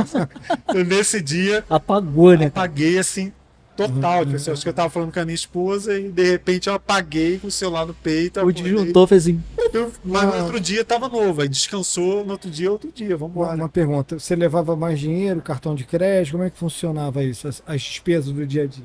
Então, eu nessa viagem, assim, hoje em dia tem aqueles cartões que você Tipo débito, se carrega, deve né? carrega, que é o acho que é Nômade, não sei, fazendo um jabá de graça, mas tem uns cartões que facilitam. Porém, assim, eu levei meus cartões de crédito e débito liberados para o exterior para uma emergência. Porém, como eu sabia que a travessia dos Pirineus é tudo muito inóspito, montanha, vale, povoadinho pequenininho, eu optei em levar tudo em grana. Porque imagina, eu chegar num povoadinho lá no Não meio do aceita, nada, no meio das montanhas, cartão, não tem. Então eu levei tudo em grana. E já uma dica de segurança para você fazer viagem, não deixe todos os ovos no ninho só. Então você deixa um pouquinho de dinheiro aqui, um pouquinho numa bolsa, um pouquinho em outra, assim, documentos. Você deixa o passaporte num lado, a cópia do passaporte no outro. Então eu levei dinheiro por causa de eu saber que eu ia passar em lugar que era Interessante isso, né, pra pessoa. povoado menor. Já que a gente está falando dessa parte organizacional, e a internet? Isso é importante o pessoal saber também. Você tinha internet móvel o tempo todo, você fez plano aqui do Brasil mesmo, você comprou um chip lá. Eu comprei um chip em Barcelona, um chip da Vodafone, que é uma empresa local lá. Aham. Então eu mantive, você pode manter o seu WhatsApp, né? Mas botei um outro chip de fora. E que é curioso como é que as coisas evoluem. Em 2019 eu tinha usado essa mesma empresa e na França não funcionou o Vodafone. Botei lá, cheguei em Saint-Jean-Pied-de-Port. Essa empresa acho que Funciona. patrocina alguma equipe de ciclismo. Já vi alguma coisa grande lá. É. E dessa vez, curiosamente, Acho que funcionou tem- bem tem em praticamente Portugal. tudo. Cara. É. Funcionou praticamente tudo, assim. Com exceção de vale, tipo buraco de Tem vale. a Claro, É isso. a galera que gosta de viajar, eu acho que a Claro tem uns pacotes, né? Que você já pode usar da tua internet mesmo, tipo Estados Unidos, eu não sei, Europa, né? Às vezes é uma boa também. Eu não sei. Se vai de operadores cada um, mas a Vodafone funciona Mas é bem importante a pessoa ter essa noção que sim, ter Sim, para poder, tipo uma assim, internet móvel pra é. poder fazer essa pesquisa. Pois é. Aliás, só um ponto que tu falando de perrengue que eu acabei de E comentar. pegava, desculpa, só pra finalizar essa parte, pegava bem? Assim, maioria dos locais, só fundo de vale, às vezes, que você tá num lugar que não é nem um tempo voado, às vezes uma florestinha e tal, mas a maioria dos locais funcionou bem. Na França, na Espanha, na Andorra, Bacana, cara. funcionou bem. Agora, essa questão de se orientar pelo GPS, né, pelo Wikiloc lá, no meu segundo dia, eu ainda estava me habituando com o Wikiloc. Eu entrei numa floresta, assim, parecia Pedra do Sino. A estrada foi afunilando, foi virando uma trilha, Aham. cheio de pedra. De repente eu estava no meio de uma floresta, uma trilhazinha, parecia realmente a Pedra do Sino. Aham. Eu e minha bicicleta lá e o Wikiloc dizendo que eu estava errado. Putz. E eu olhava assim pro mapa, eu tô aqui, tava indicando que a trilha era lá do outro lado. E aí, cara? E não tinha. Aí eu, cara, larguei a bike, aí eu entrava, falei, cara, será que mudou? Aí entrava na florestinha, nada. Entrava na outra, nada. Aí nisso veio um ciclista espanhol, um senhor também já sessentão, tinha um GPS antigão, mas parecia um tablet no guidão da bicicleta, cheio de tecla. Kim, essa é uma penteadeira de puta, um negócio desse tamanho. Mas aí, o curioso, assim, eu tinha lá na minha lista, ó, o lugar que eu tinha que chegar depois, eu saí de um lugar chamado Albaniá, e o próximo povoado chama Sardenes. Eu sabia que eu tinha que chegar em Sardenes. E eu fui explicando para ele, eu tenho que chegar em Sardenes. E ele falando que não chegava em Sardenes onde eu estava, que estava errado, que eu tinha que voltar tudo. E eu tinha descido uns 6 quilômetros. Eu falei, cara, esse cara tá maluco. O GPS não tá dizendo que não é para ir para lá, só tá dizendo que não é aqui, que é mais pro lado. E fiquei nessa, discute com o ciclista. E com o GPS, Local, né? ele é local, que é a minha regra do montanhismo, inclusive, é essa. A melhor guia é o guia Com local. certeza. Porém, o GPS estava me indicando para frente, é para lá.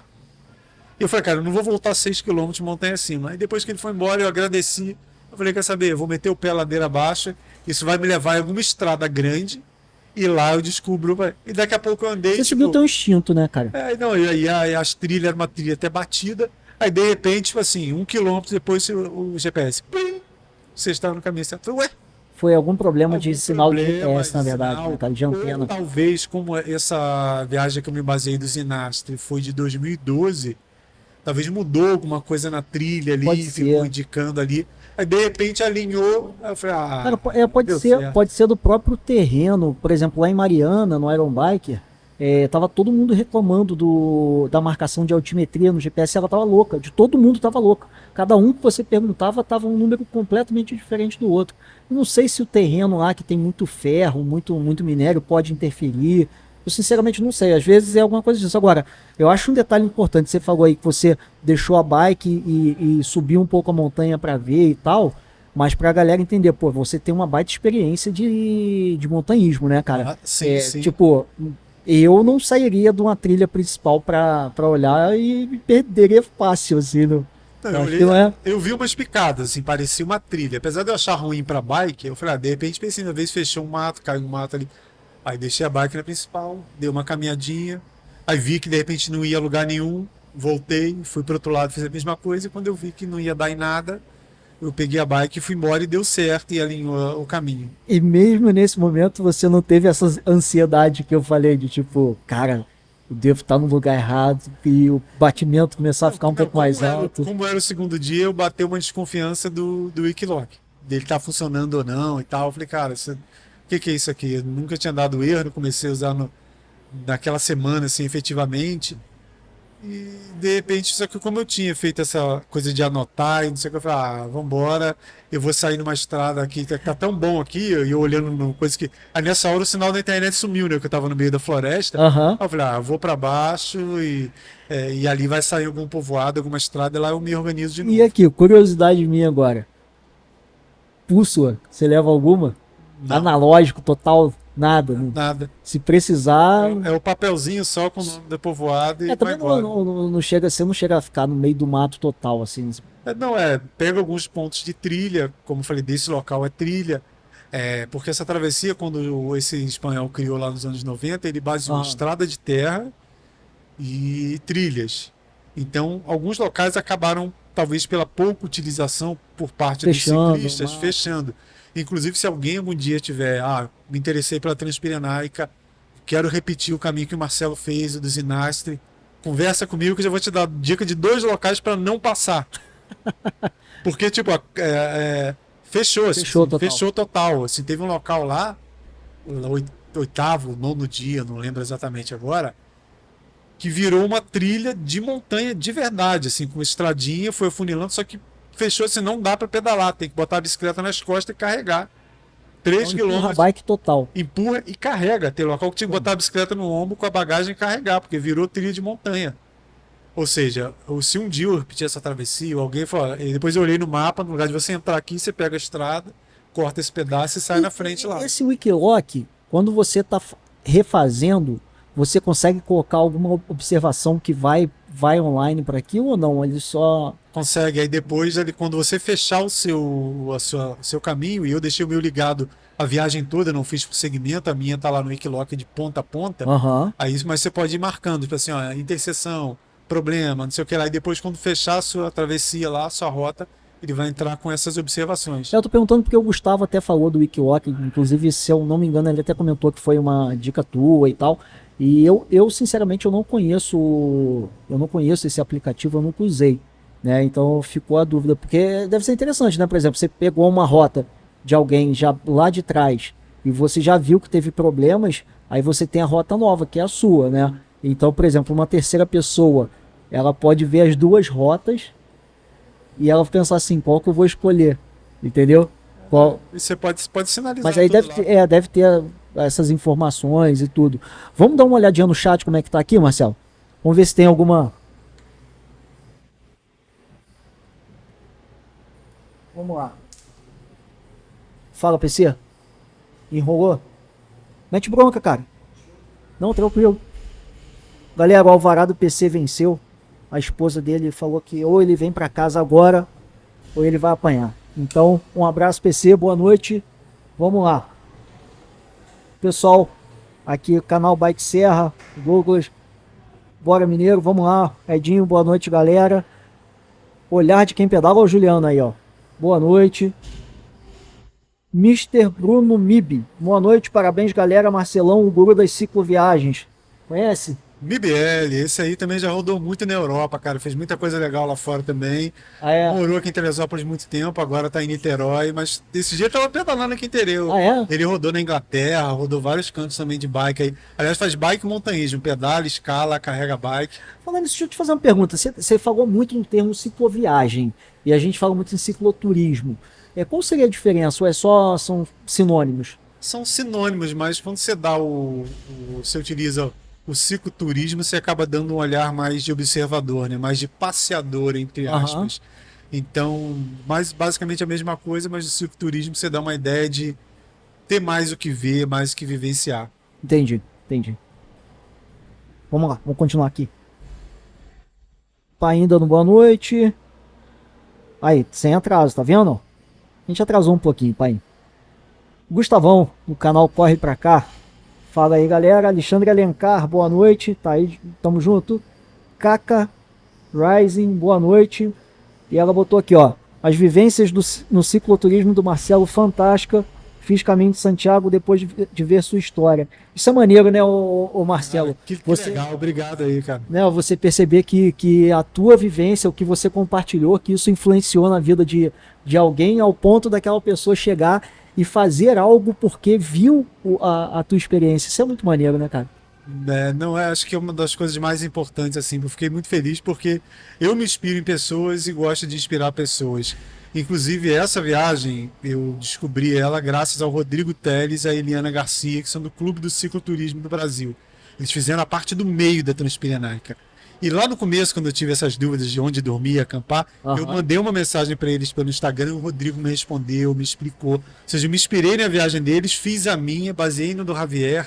O Caminho de Santiago foi a mesma coisa, me inspirei. Aliás, numa moça chamada Cacá Estrina, tem um vídeo dela lá no YouTube, ela fez o Caminho de Santiago, eu achei sensacional, uma mulher ciclo-viajando sozinha. E me inspirei em outras pessoas e vejo como é legal inspirar outras. Um abraço pro Gessner Camargo também, não sei se ele está viajando agora, mas ele disse que vai assistir na reprise. Se ele assistiu o Gessner, assistiu meus vídeos do Caminho de Santiago lá no YouTube, depois entrou em contato comigo pelo Instagram, a gente virou amigo no Instagram, inclusive ele comprou umas bolsa de viagem igual a minha e tudo mais, fez o Caminho de Santiago com um monte de dica, então é legal mesmo essa coisa de poder passar para frente, né? Uma coisa que eu gosto de, você falou até aquela questão do guia, né, de você passar a experiência de viver, porque às vezes as pessoas precisam de vamos lá, tipo um empurrãozinho, e ver, e pô, isso é legal, quero fazer, então é bom inspirar pessoas. Cara, tu pode ter uma galera grande aí, que toda noite fala assim, pô, um dia eu vou fazer essa viagem. PC mais ou menos isso. Tá doido pra fazer o caminho de Santiago. Mas só fala, não é que ele só fala, mas tipo assim, o cara tá lá, só fala. Talvez chega alguém e falar assim, ó, já tô com tudo organizado, vamos fazer. É o estopim que a pessoa precisa falar assim, então vamos embora, entendeu? Então você pode acabar trazendo muita gente para algo que não sairia da teoria, só da imaginação da pessoa para colocar aquilo na vida real daquela pessoa, e eu acho isso fantástico, cara. Se você levar essa ideia para frente, eu acho que vai ser sucesso, cara. Mas vamos lá. Ó, Juliano botou aqui, essa cicloviagem é o sonho de qualquer ciclista, Marcelo é a nossa principal referência em cicloviagens. Parabéns pela escolha do entrevistado. Ih, rapaz, agora, calma aí. Do entrevistado e tema. Beleza, calma aí que pulou demais aqui, deixa eu voltar. Rodrigo Medeiros, irmão do Marcelo aqui, já tentei acompanhar ele algumas vezes, mas não deu, pois ele é galáctico. É aquela parada, aquela hora que a gente estava falando da idade, cara. A gente pode ter uma idade maior hoje em dia, mas ter uma disposição que a gente não tinha tempos atrás. Então a idade está na nossa mente, cara, não está no corpo, na biologia, né? Valeu, meu irmão, hoje mora fora, mora lá em João Pessoa, e quem dera fosse galáctica. São Peba Premium, como dizem. Boa, gostei dessa, cara. Eu acho que nem isso eu sou, mas tudo bem, vamos lá. Edinho, grande Edinho, tá sempre aí com a gente, ó. Marcelo, parabéns pelos seus desafios realizados. Tem que ter muita resiliência. Qual o próximo? Boa pergunta. Se tudo correr bem, eu tô organizando para fazer esse ano Peru. Cordilheira Branca, Peru. Aliás, aí lembra daquele cara que tinha medo de tudo, foi pro Caminho de Santiago cheio de medo, aí encarou a travessia dos Pirineus e fez lá 1.200 quilômetros atravessando um inóspito, desconhecido, sem apoio, sem nada. Deu certo e agora eu vou encarar uma aventura de altitude. Então minha próxima aventura que eu estou organizando para fazer agora no meio do ano é Peru, chegando a 5.100 de altitude. Então além da distância, que a distância vai ser um pouco menor, mas pedalar na altitude vai ser o desafio. Porque aí a gente não está falando só de ganho de altimetria, a gente está falando de permanecer em uma altitude onde você tem um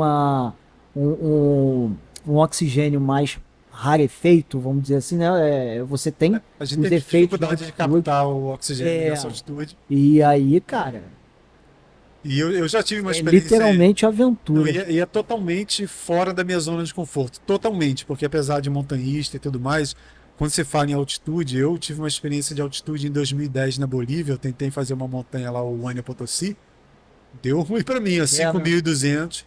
Deu ruim para mim em 2010, mas era mais novo, garotão, vambora, e deu ruim para mim. Então agora eu vou me propor, com muito mais idade que eu tinha naquela época, a pedalar, andar na faixa dos 4, 5 mil e chegar no máximo de 5.100 de altitude pedalando no Peru. Na Cordilheira Branca, que aliás é para quem gosta de trekking, da aventura, né? Dizendo aventura é um dos locais mais procurados da América do Sul, né? Depois da Patagônia, logicamente, a gente fala de Patagônia, mas a Cordilheira Branca, na região de Huaraz, no Peru, é o creme de la creme ali dos Andes. Cara.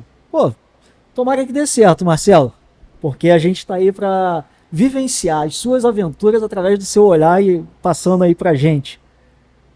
Tô torcendo mesmo que dê certo, hein, cara. Alex Amaral, esse é brabo demais. Já gosto de uns desafios. Aí vejo os vídeos de Marcelo, fico mais empolgado. E tem uns loucos que vão comigo. Gustavão, meu sonho de consumo e cicloturismo é fazer... Calma aí. Santiago de Compostela. Vai fazer. Gusta. Aproveita e leva o PC aí. Aí, tá vendo? Já tem um grupo maior, já são 2. Já vai aumentando. Cara, o Gustavo fez uma viagem maneira, aí participou de uma etapa uma etapa lá do Tour de France, né? O L'Etape. O L'Etape é sensacional, viver o clima do Tour, respirar o Tour. Deve ter sido... Eu falei com ele, quando eu passei em Larunge, lá no sul da França, sem ter a corrida, só de ver a estrada, as marcações, a pintura na pista, já foi muito legal, assim, você ficar imaginando aquela galera lá subindo. E ele assistiu, além dele ter corrido uma etapa lá do L'Etape, né? Depois ele assistiu os grandes passando lá. Não, deve ter sido. Cara, deve ser um troço fantástico. Não, pra quem sentir, gosta. eu gosto muito dessa coisa de você sentir a experiência. Chega na cidade e tá todo mundo vivendo aquilo, né, cara? É diferente, né? Cara, o que eu tenho de experiência, eu acho que não chega nem aos pés. É o Iron Biker, que Mariana é uma cidade pequenininha de Minas. Cara, no final de semana do Iron Biker, você respira mountain bike. Tudo aonde você pisa é mountain bike. Então, assim, para quem gosta de bike, é um final de semana que você fala assim, caraca, meu irmão, não quero que acabe, entendeu? É muito maneiro. Então, imagina ir num lugar desse. Nossa senhora, cara. Vinícius Câmara botou aqui, ó, 5ª série, kkk. Fazer o que, né, Vinícius? A gente não pode perder esse espírito. Giovanni GG, grande escalador de Teresópolis, conquistador e patrono do Caleme. Quem quiser escalar no Caleme, GG é o cara. Maneiro, um abraço. Marcelo Medeiros, esse é fera. Admiro coragem e determinação desse amigo. Parabéns aos amigos pelo podcast, que contribuem muito em conhecimento com a galera do esporte. Abraço, obrigado aí, tamo junto. Daniele Mendes, são muitos meses de pesquisas, preparação, insônias. Marcelo é incrível, entre aspas, sou suspeita, entre parênteses, quer dizer, mas ele é realmente incrível. Cara, é verdade, né, cara? Além da pesquisa, essa parada da insônia aí, acho que acompanha todo mundo. Essa sabe né, bem, porque essa aí é a patroa. Ah, é? Pô, é a patroa e ela me apoia. Porque, mais assim, logicamente, seria muito legal se ela fizesse comigo. Se ela pedalasse, tivesse tempo para treinar, tudo mais, fizesse comigo, seria uma experiência muito legal. Mas tão importante quanto ter uma pessoa que faça com você, uma pessoa que te apoie, mesmo não estando lá. Ela não precisa estar presencialmente lá. para ela estar em espírito contigo então, ali, né, em pensamento. Ela sabe que é o que me mantém de pé, é isso aí, porque cada um precisa de uma estrutura para se manter. Então, o que me mantém hoje em pé é o que eu vivo, esse tipo de experiência. Então, mesmo ela não indo, ela sempre me apoia e acompanha de longe. Cara, eu posso te falar, mesmo sem conhecê-la, aí chutando, correndo o risco de eu errar, mas posso ter certeza que dela ver as suas experiências, isso daí cresce dentro dela um pouquinho essa vontade, não? De tipo, pelo menos hoje em dia ela tem um pouquinho mais de vontade do que ela tinha antes. Eu espero que sim. A gente tem um projeto aí de Patagônia, mas não para pedalar, mas para fazer os trekkings lá da Patagônia. Sim, sim. Vamos tirar do papel isso aí. Olha, tá vendo? Maneiro, cara. Eric Groff. Boa noite, pessoal. Grande Eric, beleza? É o que temos de chat por enquanto. Galera, que se tiver alguma pergunta a fazer, a gente já tá no horário limite aqui, mas de qualquer maneira, Marcelo, deixa eu fazer uma pergunta aqui para a gente poder finalizar. Eu tô olhando a hora, o PC já teve que ir e realmente você está envolvido, só mudando um pouquinho de assunto, a gente vai falar de cicloturismo também, mas agora eu vou trazer aqui para Teresópolis, porque eu acho que é um projeto que, cara, que é essencial a gente falar um pouquinho, que é a Rota Serra Verde Imperial. Você tá aí, você, o Gustavão, o Renatinho, o Juliano.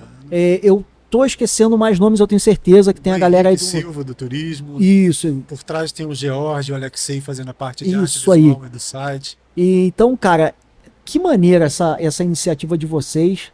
E você já fez a rota? Tá se preparando para fazer? Não, curiosamente, primeiro eu fiquei muito feliz quando o Gustavo me chamou. Porque se o Gustavo teve a ideia, fez lá com o Paim, a rota, falou, pô, isso vai ficar legal. E quando o Gustavo me chamou o Juliano, eles já estavam juntos com a da associação, mas quando eles me chamaram, pô, você tem uma experiência de cicloturismo e vamos agregar, eu fiquei muito feliz, porque eu tenho uma coisa que toda vez que eu viajo, de bike ou não, eu tenho mania de comparar com Teresópolis e imaginar como é que seria legal Teresópolis viver isso, que a gente tem uma potencialidade enorme. Então, desde que eu comecei com esse negócio de cicloviajar, eu falava, cara, minha cidade é legal para isso, que vão pensar. Eu cheguei a pensar num outro caminho uns anos atrás junto com o Ivan e não rolou. E quando o Gustavo chegou, eu fiz esse projeto aqui, o que a gente pode melhorar? Cara, eu caí para dentro porque era o que eu queria fazer. E cara, agora, você é um cara que cai de braços abertos no cicloturismo, literalmente em cima da bicicleta, ou seja, você vai para fazer. E dessa vez você, mais ou menos fazendo um comparativo com um time de futebol, você era o jogador e agora você virou o técnico nessa rota. Ou seja, você tá do lado de quem tá organizando. Que você tá achando, cara, dessa experiência? Eu curto muito pela minha experiência do montanhismo. Eu acredito muito na organização. Porque às vezes aquela história do Mandorinha só não faz verão, o cara pode ser o melhor ciclista do mundo. Se ele ficar gritando sozinho ali, ele não vai a lugar nenhum. Se ele juntar a galera para melhorar a estrada, e etc., vai funcionar. Uma associação, um grupo. Então sempre acreditei na questão do grupo, da unidade para uma comunidade todo mundo ganhar. E eu gosto de participar dessa parte logística. Sempre gostei por causa do montanhismo. E dá um trabalho danado, as pessoas não têm ideia, acham que é só pintar seta amarela e não é. Então eu gosto muito de ver funcionar. Mas deve ser uma ver, né, ver sair do papel, por exemplo, agora entraram as placas de inicial e final. Tá saindo do papel, porque você pega o GPS, qualquer um faz o caminho, mas não é só isso, você tem que existir fisicamente. Não, e você tem um contato com o pessoal dos locais que vai passar para você conseguir preparar aquele pessoal, a gente vai fazer a rota e o cara ter aquele hotel entre aspas, já disponível e ter lugar. Não, a gente sabe que com tantos quilômetros vai ter um lugar para você se alimentar e você conversar com esse pessoal. Deve ser também espetacular, né? A sensação. E a gente tem tido um feedback tão legal da rota, já mesmo sem inauguração oficial da rota, ainda falta sinalizar Friburgo, né? E botar as placas que estão ficando prontas. Por conta da minha experiência do cicloturismo, eu já tenho recebido muito contato pelas redes sociais. Gente de São Paulo, de Minas, do Sul, querendo fazer a rota. Por que isso aí e tal? É quando você joga lá uma imagem do Vale dos Frades, do Três Picos, que essas imagens sensacionais aí de lavoura do interior, cara, eu quero fazer isso aí. Então quando você tem esse retorno, você fala, cara, isso aí, espero que funcione, que dê certo, que a gente tem assim, potencial para ser tão grande quanto o Vale Europeu, que hoje é a principal referência de cicloturismo no Brasil. Quando você olha essa rota de cicloturismo brasileira, a principal é o Vale Europeu. Vale Europeu. Santa Catarina. Uhum. Mas a gente tem um potencial de beleza da região maior até, eu acredito. Que a gente tem montanha. Três Picos, você chegar em Salinas, dar de cara ali com os Três Picos, atravessar o Vale dos Frades, tem rio. Cara, é sensacional. E a gente tem um lance, cara. Eu sei que o cicloturismo não tem a ver com o mountain bike a nível de performance. Mas a gente tem um lance da gente ter grandes nomes em Petrópolis também no mountain bike que trazem um pouco de atenção do ciclismo, do mundo do ciclismo para nossa região. Bem ou mal, Teresópolis fica colado com Petrópolis e agora, né, como o Gustavo falou, tem também uma rota ali por... Como que chama? É um braço, né? O Vale do Cuiabá, vai ter um ramal. Um ramal, isso. Vai ter um ramal ali. Então, assim, acaba que, pô, a nossa paisagem, o nosso relevo, ele é espetacular para uma rota de cicloturismo. E a gente ter esse holofote também virado do Brasil, de uma certa forma, para Petrópolis, e aí Teresópolis acaba também recebendo esse holofote, cara, não tem como dar errado. A gente tem uma Avancini ali em Petrópolis. Exatamente. Inclusive, o ramal Petrópolis vai atravessar ali o Vale do Cuiabá, passa em local onde você pode encontrar a Avancini em qualquer hora. Exatamente. Então... E não só a Avancini, cara. Você tem a Gil, você tem a equipe toda da Avancini que treina. Tá lá, pois é, que treina em Petrópolis. Então, assim, a gente tem o holofote virado pra gente, cara. E, cara, não tem como dar errado. E, diga-se de passagem, a galera... Pelo menos eu tô falando de quem eu conheço, tá? Os que eu não conheço, eu imagino também que são pessoas extremamente competentes, porque aquela frase, diga-me com quem andas e te direi quem és, que as nossas mães sempre falam pra gente, eu acho que no final das contas é uma baita verdade. E você pega, porra, Gustavo, Juliano e o Renatinho, que eu conheço, e você, são pessoas extremamente dedicadas e que amam o esporte. E são pessoas do bem. Então, cara, quando reúne vocês quatro, e aí os outros... eu realmente não conheço, mas eu imagino que tenham a mesma vibe. Então não tem como dar errado, cara, uma coisa dessa. Porque são pessoas que estão fazendo aquilo dali.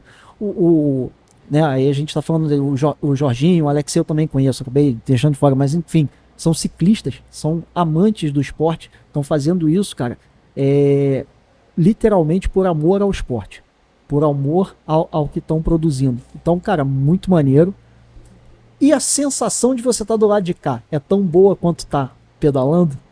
Para mim, sim. E aliás, você tinha perguntado se eu fiz a rota inteira. Curiosamente, eu ainda não fiz ela na sua totalidade. Mas já fez. Eu conheço, a gente fez mapeando de carro. Foi lá, o Gustavo fez, aí ele apresentou pra gente, a gente viu o que podia modificar. Por exemplo, a ideia inicial não passaria em Arrieiro. Então eu falei, pô, não, vamos passar em Arrieiro, que é bonito. A gente foi modificando, fiz toda de carro. Mas se tudo correr bem, em breve eu pretendo percorrer a rota toda em 3 dias para vê-la como um todo, né? Pra gente pegar... Pra ter a experiência também. Porque pra gente, eu já passo lá, tipo, vou em Arrieiro, vou em Cruzeiro, vou em Campo Limpo, passo treinando, entre aspas, só por ser pedaços, pequenos trechos. Pra fazer ela na sua totalidade, levando bagagem, é diferente. Mas o lado de cá é muito legal por causa disso, quando você vê funcionando, assim, quando você recebe o retorno, assim, por exemplo, de vários setores, não só de quem é do meio do ciclo viajante, do cicloturismo, como, por exemplo, o Romenick, que é o diretor do núcleo de montanha do Parque dos Três Picos. Lá atrás, quando a gente pegou o projeto, falou, a gente tem que conversar com o parque, a gente vai passar dentro do parque. Mandei o projeto pro Romenick, cara, ele na hora, ele, cara, que sensacional, tamo junto, vamos fazer. Que maneiro. E tem participado das postagens lá da rota do Instagram, vambora, vamos fazer a rota. Então você vê que um cara que nem é do cicloturismo, é um montanhista, é o chefe do núcleo de montanha, está empolgado com a rota e quer ajudar a fazer funcionar a Serra Verde Imperial. Então isso é recompensador demais, né? A gente poder agregar. E detalhe, Mineiro, além do esporte em si, pra gente e para quem vai frequentar e tudo mais, a gente pode mudar a característica financeira de muita gente. Verdade. Por exemplo, hoje a gente tem poucas pousadas em tal região, ou não tem bar, ou não tem restaurante.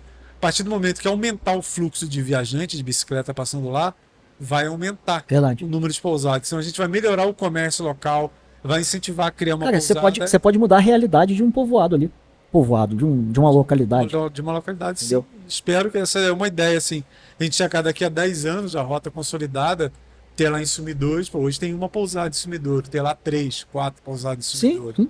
E essas pessoas, donos de pousada, tendo um retorno financeiro por isso. Né? E gerando emprego. Gerando emprego, exatamente, cara. É muito maneiro, cara. Parabéns aí pela iniciativa de vocês. E o Rodrigo Medeiros botou aqui: eu acompanho a preparação e ver a... eu sou irmão, né? E ver a conclusão das cicloviagens na edição dos vídeos é emocionante demais.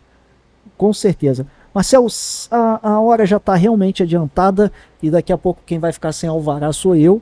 Então eu vou fazer aqui uma pergunta para você que eu já estou criando o hábito de fazer para todo convidado, que é o seguinte: com toda essa tua vivência, com toda essa tua experiência de vida, experiência de pedal, experiência de viagens, experiência de mundos diferentes, né? Você hoje conhece muitos lugares, muitas realidades diferentes. Com tudo isso que você tem acumulado dentro de você, e você que é uma pessoa comunicadora, uma pessoa que gosta de mostrar o mundo para as pessoas, se você tivesse diante de um jovem ou diante de uma pessoa que está ali querendo entrar para o esporte, né? Ou que está começando a vida, qual seria o recado que você gostaria de deixar? Se você fosse deixar assim o seu recado. Eu vou resumir isso tudo aí numa frase que eu conheci no Caminho da Fé em 2001. O Caminho da Fé tem um trechinho no meio, perto de Estiva. Tem várias plaquinhas com mensagens. Tem uma mensagem, né? Bem uma frase. E foi muito marcante para mim. Muito marcante. Ela diz o seguinte: viva o que te faz feliz. É o que te faz feliz, cara. Cai pra dentro. Não deixa dizer que não dá. Às vezes não pode dar naquele momento, mas você se organiza e faz de outro jeito, faz o que dá pra fazer. Mas não deixa de viver o que te faz feliz.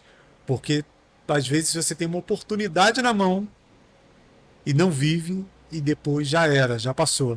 Então, como eu falei daquela questão de você reorganizar a viagem no meio da viagem. Você chega lá, você vê um lugar espetacular. Você fala, cara, vou ficar mais um dia aqui porque é minha oportunidade de ver isso aqui, de viver isso aqui.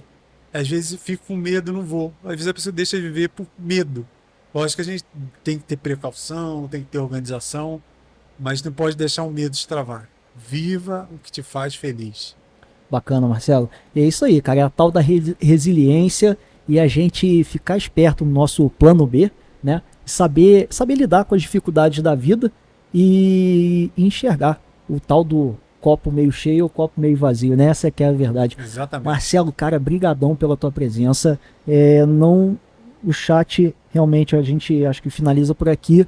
E, cara, que aventura. De novo, você contou essa segunda aventura que você compartilha com a gente. Eu espero sinceramente que você consiga fazer essa próxima aventura que você falou.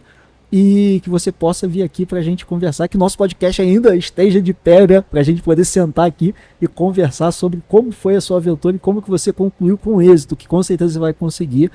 E dizer, cara, o seguinte, como eu sempre falo com os convidados aqui, eu não tenho muito contato no pedal, a gente acaba que não pedala junto, você gosta muito, como você falou, de fazer os seus pedais sozinhos, as suas viagens, acaba que a gente não se encaixa aí nesse aspecto, mas os contatos que eu tive contigo, tanto aí pela internet, né, pelo Instagram, vendo o teu trabalho, vendo o teu podcast lá, o contato que eu tive pessoal com você, quando a gente fez o outro episódio, quando a gente fez agora, a forma que você mostra a tua realidade, a tua vivência para as pessoas, eu admiro muito o teu trabalho e o teu modo de enxergar a vida, e assim, aprendi muito com o que você passou pra gente hoje aqui. Eu acho que tem umas lições de vida muito, muito bacanas com o que você pôde dizer, que eu acho que a gente tem que absorver, e algumas verdades bem bacanas pra gente poder aprender e evoluir um pouco. Quem sabe um dia eu tenha a coragem que você tem de encarar um desafio desse, como você falou,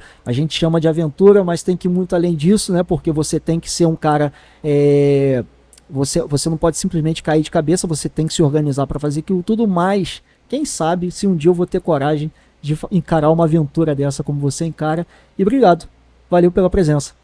Valeu, cara, brigadão aí. Quer deixar as tuas redes sociais aí pra galera que segue? Mochileiro, _Marcelo com 2 L's, lá nos destaques lá do Insta, ele tá Transpiranaica todinha de ponta a ponta, para quem quiser ver mais como é que foi, e se tiver dúvida, é só mandar mensagem.